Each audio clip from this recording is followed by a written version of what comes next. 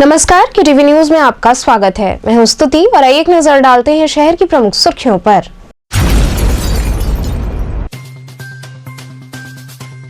मुख्यमंत्री योगी आदित्यनाथ ने विश्वनाथ कॉरिडोर व रविदास मंदिर में चल रहे निर्माण कार्य का किया निरीक्षण।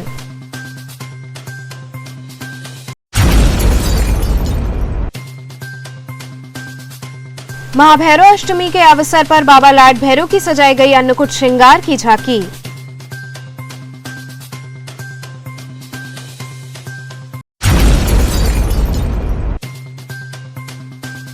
काशी में 12 स्थानों से निकाली गई भव्य तिरंगा यात्रा।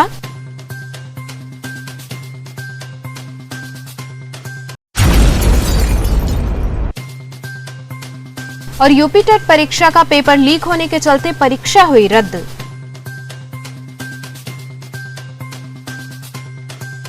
और अब खबरें विस्तार से। मुख्यमंत्री योगी आदित्यनाथ ने विश्वनाथ कॉरिडोर व रविदास मंदिर में चल रहे निर्माण कार्य का निरीक्षण किया।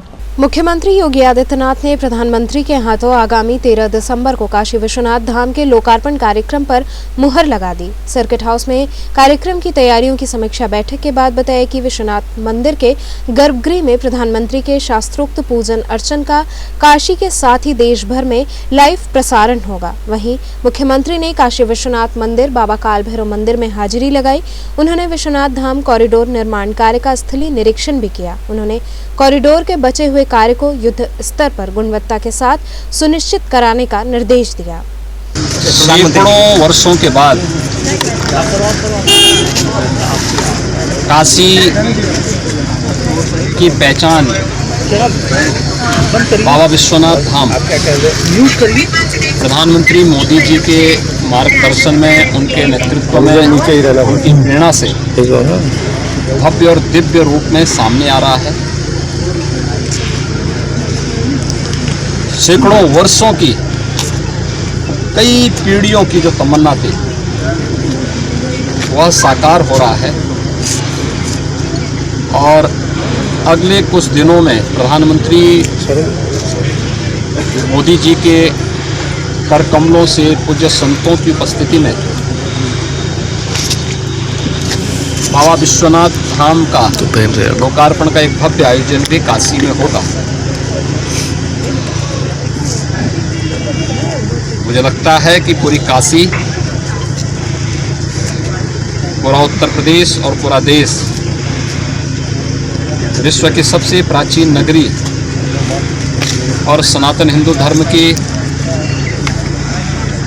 आध्यात्मिक और सांस्कृतिक राजधानी के रूप में विख्यात काशी के इस भव्य और दिव्य रूप पर अभिभूत है, आनंदित है, अपने यशस्वी प्रधानमंत्री जी के अभिनंदन के लिए उतावली है। और मुझे लगता है कि काशी के इस भव्य और दिव्य स्वरूप को देखने के लिए हर भारतवासी लालायित है। आज यही देखने के लिए मैं भी यहाँ पर आया हूँ और मुझे लगता है कि अगले कुछ ही दिनों में जब यशस्वी प्रधानमंत्री जी के कर कमलों से, उन्हीं की प्रेरणा, उन्हीं के मार्गदर्शन, उन्हीं के नेतृत्व में इस दिव्य स्वरूप को लोकार्पित होते हुए पूरा देश और पूरी दुनिया देखेगी और उसके बाद काशी का वह वैभव वैश्विक स्तर पर सभी को देखने को प्राप्त होगा। और बहुत अच्छे ढंग से सारे कार्यक्रम चल रहे हैं। काशी के विकास को पिछले 7 वर्षों के अंदर हर काशीवासी ने, हर भारतवासी ने देखा है। बदलती हुई काशी और प्रधानमंत्री जी के शब्दों में, उनकी आत्मीयता भरे हुए उन शब्दों में कि मेरी। वहीं रविवार की सुबह मुख्यमंत्री सीर गोवर्धनपुर स्थित रविदास मंदिर पहुंचे। मंदिर में दर्शन पूजन के बाद मुख्यमंत्री योगी आदित्यनाथ ने मंदिर के करीब बन रहे सत्संग हॉल और अन्य विकास कार्यों का निरीक्षण भी किया। महाभैरव अष्टमी पर बाबा लाड भैरव के अन्नकूट श्रृंगार की झांकी सजाई गई। शनिवार को मार्गशीर्ष कृष्ण अष्टमी तिथि पर शिव के रुद्रावतार भैरवनाथ का प्राकट्य उत्सव महाभैरव अष्टमी के रूप में मनाया गया। शिव के क्रोध से प्रकट भैरवनाथ को काशी का पुराधिपति माना जाता है। महाभैरव अष्टमी के पावन पर्व पर काशी के न्यायाधीश बाबा श्री कपाल भैरव प्रसिद्ध श्री लाड भैरव जी को ब्रह्म मुहूर्त में वैदिक मंत्रोच्चार के साथ दशविध स्नान कराया गया। बाबा के बाल स्वरूप रजत मुखौटे को धारण कराकर नवीन वस्त्राभूषण से अलंकृत किया गया। तदुपरांत भव्य अन्नकूट श्रृंगार किया गया। श्री कपाल भैरव अथवा लाड भैरव प्रबंधक समिति के तत्वाधान में कजाकपुरा स्थित मंदिर के गर्भगृह में बाबा के चहुं ओर विभिन्न प्रकार के व्यंजनों, मिष्ठान, मेवे आदि को आकर्षक ढंग से सजाया गया था। रात्रि में मुन्ना लाल यादव ने बाबा की 8 विधियों धूप, दीप, कपूर, लोहबान, पुष्प, जल, वस्त्र, चंवर की भव्य आरती उतारी। परंपरानुसार कुंड के समीप स्थित रामबाग में नगर वधुओं ने बाबा के दरबार में अपनी प्रस्तुति से हाजिरी लगाई। कार्यक्रम में प्रमुख रूप से बसंत सिंह राठौर, विक्रम सिंह राठौर, अजय सिंह, शिवम अग्रहरी, मनदीप इत्यादि लोग उपस्थित रहे। गुरु जी, आज किस तरह का कार्यक्रम संपन्न हो रहा है? आज भगवान कपाल भैरव जो भैरव में सबसे सर्वश्रेष्ठ माने गए हैं और न्यायविद हैं, इनके यहाँ न्याय मिलता है। आज उनका जन्म तिथि है और हम लोग जन्मोत्सव आज काल से मनाते चले आ रहे हैं। तो क्या क्या कार्यक्रम कर रहे हैं इसमें सांस्कृतिक कार्यक्रम, भगवान रुद्र का, भगवान भैरव का तांत्रिक पूजन होता है। तांत्रिक पूजन में पंचमकार की पूजा होता है, पंचमकार का साधना होता है, पंचमकार का पूजा होता है और सारा उद्देश्य विश्व शांति के लिए है कि किसी भी तरीके से भगवान की आराधना, याचना, प्रार्थना किया जाए कि विश्व में शांति बनी रहे। इसी कड़ी में बाबा काल भैरव के दरबार में मध्यरात्रि में 1,32,32 से भव्य आरती की गई। इसके बाद मंदिर का कपाट बंद हुआ।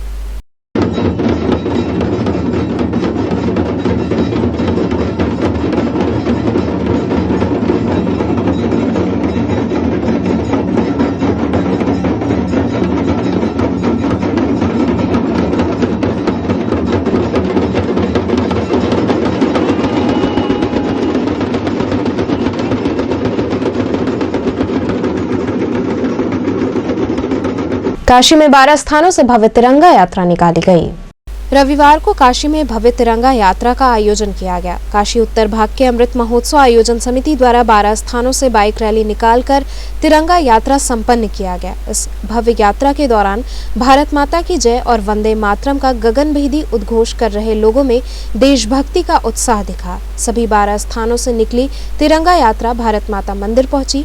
इस दौरान मुख्य वक्ता अमृत महोत्सव आयोजन समिति के संयोजक प्रोफेसर आनंद शंकर सिंह रहे। कार्यक्रम की अध्यक्षता कैप्टन ओमकार नाथ दुबे ने की। वहीं विशिष्ट अतिथि वरिष्ठ समाजसेवी एवं विधि विशेषज्ञ डॉक्टर वीरेंद्र रहे। सभी स्थानों से निकली बाइक रैली में हजारों लोगों ने भारत माता मंदिर पहुंचकर एक साथ पदयात्रा निकाली, जो इंग्लिशिया लाइन, मलदहिया चौराहा, फातमान रोड, सिगरा थाना, साजन चौराहा होते हुए पुनः भारत माता मंदिर पहुंची। तत्पश्चात भारत माता मंदिर परिसर में भारत माता के चित्र पर पुष्पांजलि तथा दीप प्रज्वलित करने के बाद संस्कार भारती के कलाकारों द्वारा नाट्य मंचन तथा देशभक्ति गीत की प्रस्तुति की गई। इसके बाद पूरे मंदिर परिसर में स्वतंत्रता के 75वें अमृत महोत्सव पे 7500 दीप जलाए गए। कार्यक्रम का समापन राष्ट्रीय गीत वंदे मातरम से किया गया।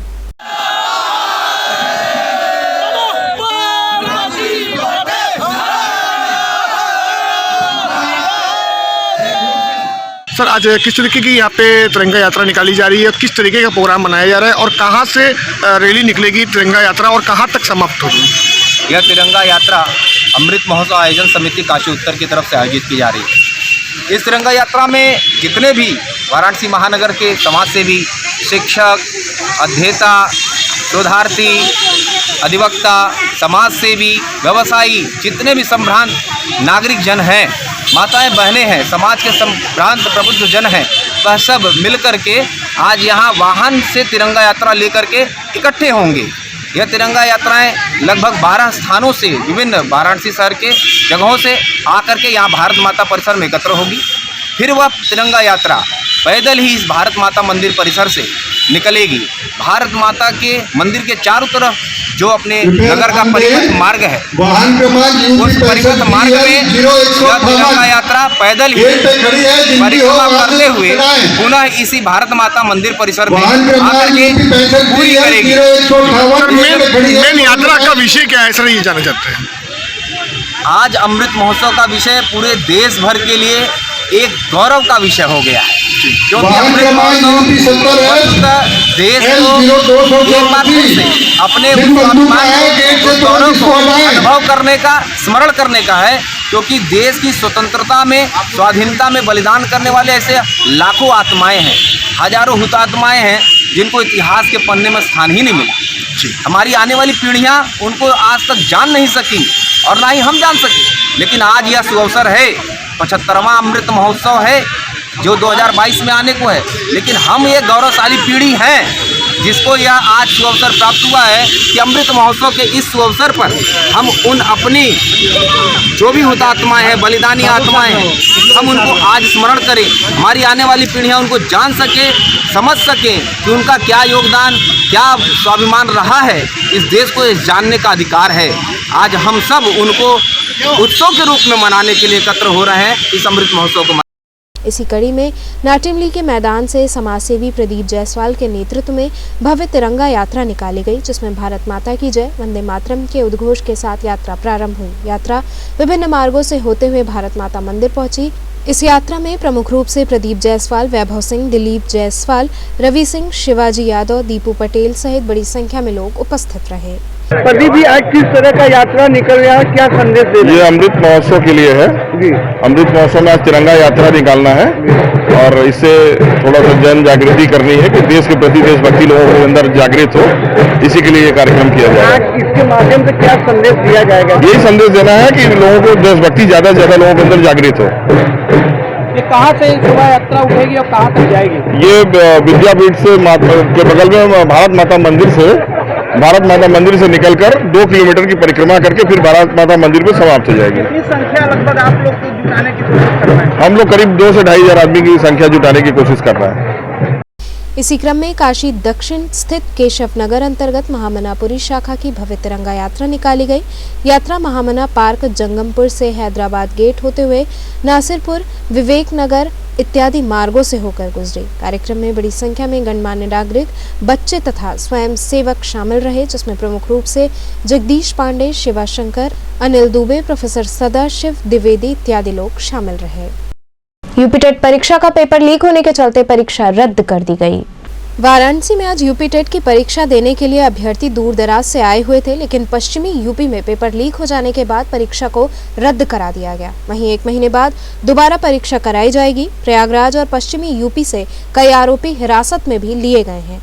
अभ्यर्थियों ने मीडिया से बातचीत कर बताया कि कहीं न कहीं सरकार की व्यवस्थाओं में कमी है, जिसके कारण बार बार पेपर लीक हो जाता है और हम अभ्यर्थियों को परेशान होना पड़ता है। सरकार को इसे गंभीरता से लेते हुए इस पर कड़ी कार्रवाई करनी चाहिए ताकि अभ्यर्थियों को परेशानी न उठानी पड़े।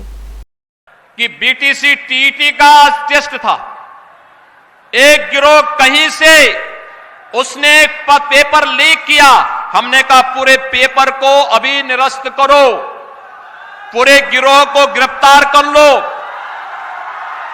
उन सभी बच्चों को सकुशल उनके घरों तक पहुंचाओ। 1 महीने के अंदर पारदर्शी तरीके से फिर से परीक्षा आयोजित करो। किसी भी बच्चे से कोई शुल्क अतिरिक्त नहीं लेंगे, उनके आने जाने की फ्री में व्यवस्था देंगे, या उन बच्चों का जो आई कार्ड होगा उत्तर प्रदेश परिवहन निगम की बसेज में फ्री में आने जाने की जो सुविधा उसके माध्यम से उन बच्चों को प्राप्त होगी, ये सुविधा दो। लेकिन जिन लोगों ने ये शरारत की है वे भी सुन लें, उनके खिलाफ गैंगस्टर के तहत मुकदमा दर्ज हो रहा है। एग्जाम कैंसिल हो गया है, कुछ लोग पकड़ाए भी हैं, पेपर लीक हो गया है, क्या कहना चाहेंगे, कितनी दिक्कतों का सामना करना? बहुत सर, मतलब इतना अच्छा पेपर आया था और हम लोग बहुत तैयारी किए थे, काफ़ी दिनों से तैयारी किए थे, पर कैंसिल होकर बहुत गलत हुआ। हम लोग को लगा था कि पेपर देखकर कि शायद इस बार क्वालिफाई हो जाएंगे, पर बहुत गलत हुआ कैंसिल होकर। पेपर लीक होना कहीं न कहीं सरकार की इसमें कमी है। क्या कहेंगी, सरकार से क्या कहना चाहेंगे? 1 महीना बाद फिर परीक्षा कराने जाए, इनकी बात की जा रही है। सर, ये व्यवस्था के ऊपर है, व्यवस्था ठीक नहीं था इसलिए लीक हुआ था। अगर रहता तो नहीं लीक होता। कई विद्यार्थी तो पढ़े, बहुत मेहनत करके यहाँ तक पहुँचे, उसके बाद लीक हो गया, बहुत गलत हुआ। आप कार्यकर्ताओं ने लगातार बढ़ रही दुष्कर्म की घटनाओं के विरोध में जिला मुख्यालय पर प्रदर्शन किया। आम आदमी पार्टी के कार्यकर्ताओं ने प्रयागराज के फाफामऊ और वाराणसी में सनबिम स्कूल की बच्ची से हुए दुष्कर्म की घटना की जोरदार निंदा करते हुए जिला मुख्यालय पर प्रदर्शन करते हुए ज्ञापन सौंपा। कार्यकर्ताओं ने कहा कि उत्तर प्रदेश में निरंतर बढ़ते अपराध ने आमजन को दहशत में डाल दिया है। फाफामऊ में जिस तरह दरिंदगी हुई और इसके बाद प्रशासन का रवैया खेदपूर्ण है, वहीं प्रधानमंत्री के संसदीय क्षेत्र में भी अपराधियों के हौसले बुलंद हैं। लहरतारा स्थित सनबीम स्कूल में मासूम के साथ हुई दरिंदगी ने संपूर्ण वाराणसी को कलंकित करने का काम किया है। इस पर स्कूल प्रबंधक पर कठोर कार्रवाई करते हुए स्कूल की मान्यता रद्द की जाए और प्रबंधन पर मुकदमा दर्ज किया जाए। फास्ट ट्रैक कोर्ट में सुनवाई करते हुए 6 माह के अंदर दोषी को सजा और पीड़ित परिवार को न्याय दिलाना चाहिए और आगे से ऐसी घटना की पुनरावृत्ति न हो, इसकी व्यवस्था की जानी चाहिए। 24 नवंबर को प्रयागराज के फाफामऊ में जो दर्दनाक घटना घटी है, एक ही परिवार के माँ बाप सहित बहन और बेटे की हत्या कर दी गई। नाबालिग बेटी के साथ सामूहिक दुराचार किया गया और उन्हें मौत के घाट उतार दिया गया। उसी के खिलाफ आज उत्तर प्रदेश में जो योगी जी का जंगल राज कायम है, हमारे बहन बेटियां सुरक्षित नहीं हैं। खास करके यहाँ देख करके छांट करके ही अपराध किए जा रहे हैं। आज दलित पूरा परिवार मार दिए गए, उनकी बेटी के साथ अपराध किया गया, बलात्कार किया गया। उसी के खिलाफ हम यहाँ विरोध प्रदर्शन करके ये मांग करने आए हैं कि उस परिवार के लोग सुरक्षा मुहैया कराई जाए और इसे फास्ट ट्रैक कोर्ट में इसे चला करके दोषियों को दंडित किया जाए। साथ ही इस जुर्म में आरोपित लोगों को सजाए मौत दिया जाए, उन्हें फांसी की सजा दी जाए। इसी मांग पर हम यहाँ पर आए। कहाँ पे आए हैं आप मांग करने के लिए? जी, कहाँ पे? जिला मुख्यालय कचहरी वाराणसी पर हम मांग करने आए हैं और जिलाधिकारी महोदय के माध्यम से हम महामहिम राज्यपाल महोदया को संबोधित ज्ञापन भेजना चाहते हैं। इस जंगल राज सरकार के खिलाफ हम अपनी बात वहां तक पहुंचाना चाहते हैं। हमारी बहन बेटियां सुरक्षित नहीं हैं। कोई भी अपनी बहन बेटी को घर से निकलने से हिचकिचाता है, उसे डर सा लगता है, भय सा लगता है कि कहाँ किस समय हमारी बहन बेटी के साथ अनहोनी ना हो जाए। इसलिए हम ये चाहते हैं कि इस सरकार को या तो बर्खास्त कर दिया जाए और ये संभाल नहीं पा रही उत्तर प्रदेश को। लॉ इन ऑर्डर इनका बिल्कुल जर्जर हो चुका है।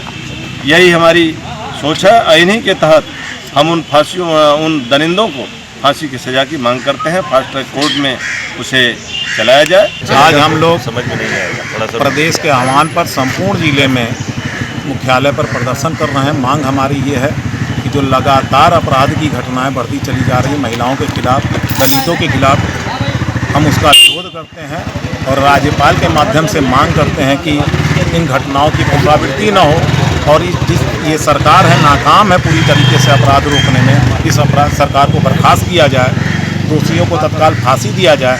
अभी ताज़ा घटनाक्रम बनारस में भी हुआ है। सनबीम लहरतारा में एक बच्ची के साथ, 3 में पढ़ने वाली बच्ची के साथ घटना घट जाती है, उसके साथ दरिंदगी होती है। और कहीं भी यहाँ पर ये वो जगह है जहाँ प्रधानमंत्री सांसद हैं, ये वो जगह है जहाँ 8 विधायक भाजपा के हैं, ये वो जगह है जहाँ पर 4 मंत्री भाजपा के, लेकिन कोई भी मंत्री हमारे सांसद जो कि प्रधानमंत्री हैं कभी भी इस बारे में कोई बात करना पसंद नहीं करते। जो पता चल रहा, जो चीज़ें सामने आ रही हैं, कहीं ना कहीं जो आरोपित है जिसका स्कूल है, जो प्रबंधक है, वो भी कहीं ना कहीं भाजपा से जुड़ा हुआ व्यक्ति है। इस वजह से उसके खिलाफ कोई कार्रवाई नहीं की जा रही है हमें तो दुख होता है। मैं तो चाहूँगा कि मीडिया के माध्यम से ये बात सामने आनी चाहिए कि कहीं भी किसी भी अखबार में, प्रतिष्ठित अखबार में स्कूल का नाम नहीं आ रहा है, उस प्रबंधक का जो जिम्मेदारी बनता है उस पर कोई बात नहीं हो रही है। दुर्भाग्य का विषय है कि वो शहर है जहाँ पर प्रधानमंत्री सांसद है, लेकिन उसके बावजूद ये घटनाएं हैं। और लोग कहते हैं कि राम राज्य है, ये राम राज्य में न्याय पाने के लिए क्या यही करना पड़ता है कि लोगों को सड़क पर आना पड़ता है? महिलाओं के साथ, बच्चियों के साथ दरिंदगी होती है और प्रधानमंत्री जी का संसदीय क्षेत्र शर्मसार होता है, कलंकित होता है। यहाँ के मंत्री विधायक कुछ बोलते नहीं है, तो हम मांग करते हैं कि इस तरह की घटना की पुनरावृत्ति न हो। बसपा राज्यसभा सांसद डॉक्टर अशोक सिद्धार्थ वाराणसी आए। बसपा राज्यसभा सांसद डॉक्टर अशोक सिद्धार्थ एक दिवसीय दौरे पर वाराणसी आए। इस दौरान सर्किट हाउस में मीडिया से उन्होंने बातचीत की और कहा कि 2022 में बसपा अपने दम पर चुनाव लड़ेगी और पूर्ण बहुमत की सरकार बनाएगी। वहीं जातिगत जनगणना पर उन्होंने कहा कि यदि जातिगत जनगणना हो गई तो देश की जनता ये समझ जाएगी कि कुल आबादी बहुजन समाज की कितनी है। बहुजन समाज पार्टी की राष्ट्रीय अध्यक्ष जब एक रैली करती हैं तो इनकी 10वीं रैली पे वो भारी पड़ जाती हैं। पूरे प्रदेश में कितनी अभी तक रैलियां हुई? उत्तर प्रदेश में 9 अक्टूबर को जब माननीय बहन जी ने केवल ये बताया था कि हम भी पुष्प अर्पित करने का काम 9 अक्टूबर को करने जाएंगे मानवर कांसीराम साहब के, लेकिन अपने साधनों से चल करके पूरे प्रदेश से लाखों की संख्या में लखनऊ लोग पहुंचे थे। अंदाजा लगाइए जब बहन जी रैली करने का काम करेंगे तो इस हालात उत्तर प्रदेश के हालात क्या होंगे। जहाँ तक रही बात की तैयारी की, उत्तर प्रदेश में ही नहीं पूरे देश में बहुजन समाज पार्टी संगठन के रूप में जानी जाती है, कैडर के रूप में जानी जाती है। कैडर हमारा अनुशासित है, समर्पित है और सबसे बड़ी बात है कि विचारधारा से भरपूर है। विचारधारा से भरपूर होने के नाते पोलिंग बूथ की हमारी कमेटी तैयार है। वोट नेताओं की रैली से, मीटिंग से नहीं मिलता, वोट मिलता है पोलिंग बूथ पे जो पदाधिकारी बनते हैं उनके दम पर। वो पोलिंग वोट निकालने का काम करते हैं। बहुजन समाज पार्टी का हर पोलिंग बूथ पे कमेटी तैयार है और बहुजन समाज पार्टी चुनाव के लिए पूरी तरीके से तैयारी नहीं, आश्वस्त है कार्यकर्ताओं के बूते पर।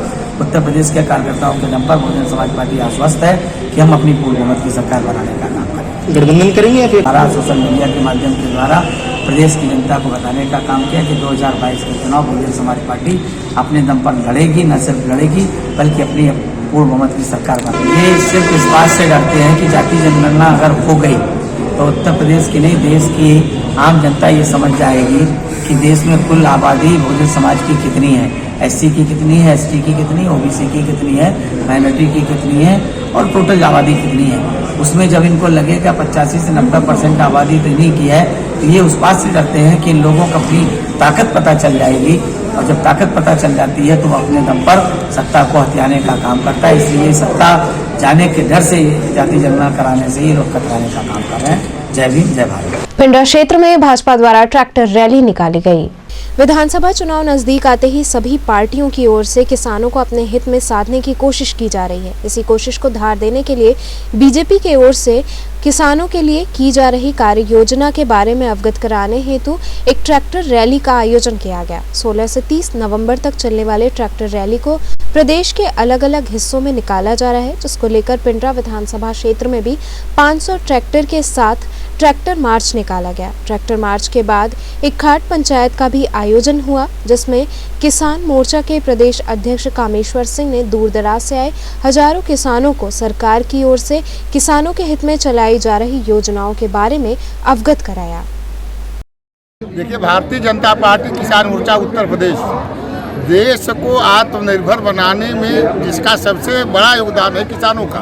देशों किसानों के शौर्य का प्रतीक, उनके संपन्नता का प्रतीक, उनके पराक्रम का प्रतीक, उनके परिश्रम का प्रतीक ये ट्रैक्टर है। इसीलिए पूरे प्रदेश में एक सकारात्मक संदेश देने के लिए किसान मोर्चा 16 नवंबर से लेकर 30 नवंबर तक विभिन्न तिथियों में विभिन्न जिला केंद्रों पर विशाल किसान आज हमारे लोकप्रिय नेता देश के प्रधानमंत्री श्रीमान नरेंद्र मोदी जी के संसदीय क्षेत्र में, उनके कर्म क्षेत्र में आज विशाल किसान ट्रैक्टर रैली आयोजित है। उसी कार्यक्रम में आया हूँ। अच्छा, प्रदेश का पश्चिमी इलाका देखा जाए तो किसान काफ़ी नाखुश हैं। एक के बाद एक कृषि कानून भी वापस लिए गए, उनकी मांगे भी मांगी जा रही हैं, फिर भी वो लोग अभी धरने पर ही बैठे हैं। ऐसा क्यों? कौन सी गलती हो गई? एक तो मैं स्पष्ट ये कर दूं कि किसान भारतीय जनता पार्टी से नाराज न था न है। देश के आर्थिक विशेषज्ञों कृषि विशेषज्ञों तथा किसान और किसान नेताओं की मांग पर किसानों की आमदनी बढ़ाने के लिए, उनका सेहत सुधारने के लिए, किसानों को कम लागत पर अधिक उनको उत्पादन हो, इसके लिए 3 कृषि कानून बनाया गया था। लेकिन राष्ट्र के व्यापक हित में आदरणीय प्रधानमंत्री जी ने इसे वापस लिया है। प्रधानमंत्री जी के सूझबूझ का किसान मोर्चा अभिनंदन करता है, स्वागत करता है। रह गई बात किसान नेताओं की, तो यह बृहद लोकतांत्रिक व्यवस्था का देश है, सबको अपनी बात कहने का अधिकार है। वो लोग धरना पर क्यों बैठे हैं, उनको जनता के बीच जाकर स्वयं जवाब देना चाहिए। अब तो 3 कृषि कानून वापस हो चुका है। न्यूनतम समर्थन मूल्य है, इसके लिए कोई कानून नहीं बनता है। जैसे मान लीजिए आप कर्मचारी हैं तो आपका टीए बढ़ता है, डीए बढ़ता है, इसका कोई कानून नहीं है। वो हर साल सरकार इसकी घोषणा करती है कि इस साल इतना प्रतिशत बढ़ेगा, इतना ये होगा। उसी प्रकार देश की संसद में देश का प्रधानमंत्री न्यूनतम समर्थन मूल्य की घोषणा करता है। और 2014 के बाद न्यूनतम समर्थन मूल्य देश की आज़ादी के बाद यदि प्रतिशत के हिसाब से देखेंगे तो आदरणीय नरेंद्र मोदी जी के कार्यकाल में सर्वाधिक बढ़ा है।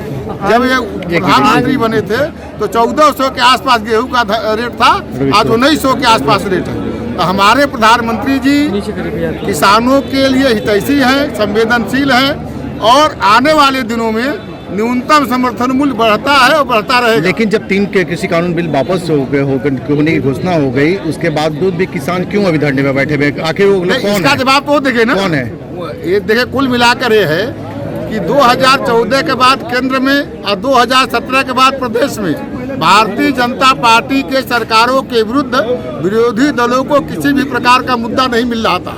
ऐसे मुद्दा विहीन लोग कुछ किसान नेताओं को मिलकर उनको बरगलाकर देश को गुमराह करने का प्रयास कर रहे हैं, देश में दुष्प्रचार कर रहे हैं, अफवाह फैला रहे हैं। इसलिए उनका जवाब देने के लिए उनको कोई मुद्दा न रहे, आदरणीय प्रधानमंत्री जी ने 3 कृषि बिल वापस लिया। लेकिन किसान का तो ये कहना है कि अगर ये बिल वापस ही लेना था तो इसको पारित क्यों किया गया था? देखिए, कुल मिलाकर हम ये चाहते थे कि देश की आज़ादी के बाद से किसानों के मांग पर, किसान विशेषज्ञों के मांग पर, आर्थिक नीति के जानकारों के मांग पर किसानों के कृषि क्षेत्र में सुधार के लिए ये 3 कृषि कानून लाया गया था। हम किसानों को समझाने का प्रयास कर रहे थे कि यह कानून उन्हीं के लिए है और हम प्रभु श्री राम के अनुयायी हैं। जिस प्रकार प्रभु राम ने एक सामान्य नागरिक के कहने पर सीता जी के निर्दोष होने के बाद भी जंगल में छोड़ा था, जबकि पूरी की पूरी अयोध्या, पूरा का पूरा देश यह मान रहा था कि सीता का कोई दोष नहीं है। तो कुछ मुट्ठी भर लोग ही सही, कुछ लोग ये मांग कर रहे थे कि इसको वापस लिया जाए और हम कुछ लोगों को समझाने में फेल रहे हैं। हमारे प्रधानमंत्री जी ने इसके लिए क्षमा भी मांगा है। इसलिए हम राष्ट्र के व्यापक हित में कृषि कानून वापस लिए। किसानों के आंदोलन में जो लोग मौत हुए हैं, सपा कार्य उनको मुआवजा दिया जाए। जो लोग किसानों के संग जो आंदोलन था, जिन लोगों का मौत हुआ है, सपा कार्य को उन लोग को मुआवजा दिया जाए। एक तो किसान आंदोलन में किसी की मृत्यु नहीं हुई है, पहली बात। जो लोग मरे हैं, कोई कोरोना के नाते मर गया, कोई हार्ट अटैक, विभिन्न बीमारियों के नाते मरे। और 2 साल का जो समय था ना, यह स्वास्थ्य के लिए बहुत हानिकारक था, उसके नाते लोग मरे। बहुत बहुत धन्यवाद। गीता मंदिर पर प्रधानमंत्री के मन की बात कार्यक्रम का आयोजन हुआ। रविवार को भाजपा काशी क्षेत्र उपाध्यक्ष पिछड़ा वर्ग मोर्चा अनूप जायसवाल के नेतृत्व में प्रधानमंत्री द्वारा संबोधित आकाशवाणी से प्रसारित मन की बात कार्यक्रम का 83वां संस्करण का आयोजन नई सड़क स्थित गीता मंदिर पर किया गया। अपने संबोधन में अनेक जानकारी की चर्चा के साथ आयुष्मान योजना के लाभार्थियों से उनके अनुभव को साझा किया तथा देश में चल रहे अमृत महोत्सव पर भी प्रधानमंत्री ने चर्चा की। कार्यक्रम में ओमकार, सोमनाथ विश्वकर्मा, ओम प्रकाश यादव, सुनील शर्मा इत्यादि लोग उपस्थित रहे। आज 83वां मन की बात मोदी जी के द्वारा हम लोगों को श्रवण करने का मौका मिला और मोदी जी एक बहुत बड़ी बात बोले हैं कि जो पुराने युवा नौकरी के तरफ दौड़ते थे, आज युवा ये नई सोच के साथ उद्योग लगाने के लिए आगे बढ़ रहे हैं, जिससे समाज में और भी लोग उनसे जुड़ेंगे और नौकरी वगैरह और प्राइवेट सेक्टर में भी काम मिलेगा। और वो जो उनका प्रयास है वो काफ़ी सराहनीय है। आयुष्मान कार्ड से गरीबों का जो पूरे देश में एक साथ जो कार्य हो रहा है, आयुष्मान कार्ड के द्वारा गरीबों का इलाज हो रहा है, उसके लिए माननीय नरेंद्र मोदी जी को हम लोग तहे दिल से धन्यवाद देना चाहते हैं और उनको प्रणाम करते हैं। तो चलते चलते पुनः एक नजर डालते हैं शहर की प्रमुख सुर्खियों पर।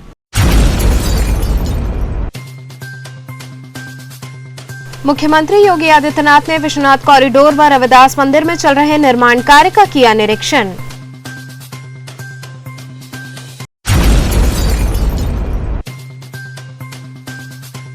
महाभैरव अष्टमी के अवसर पर बाबा लाड भैरव की सजाई गई अन्नकूट श्रृंगार की झांकी।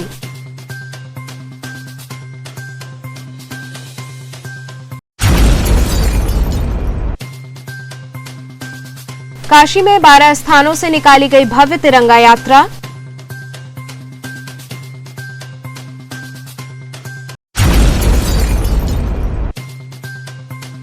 और यूपी टेट परीक्षा का पेपर लीक होने के चलते परीक्षा हुई रद्द।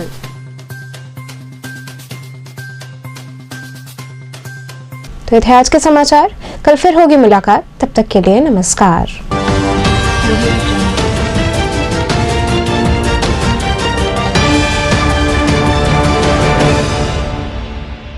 खबरों से जुड़े रहने के लिए हमारे चैनल KTV वाराणसी को सब्सक्राइब करें और लेटेस्ट अपडेट्स के लिए बेल आइकन को प्रेस करें।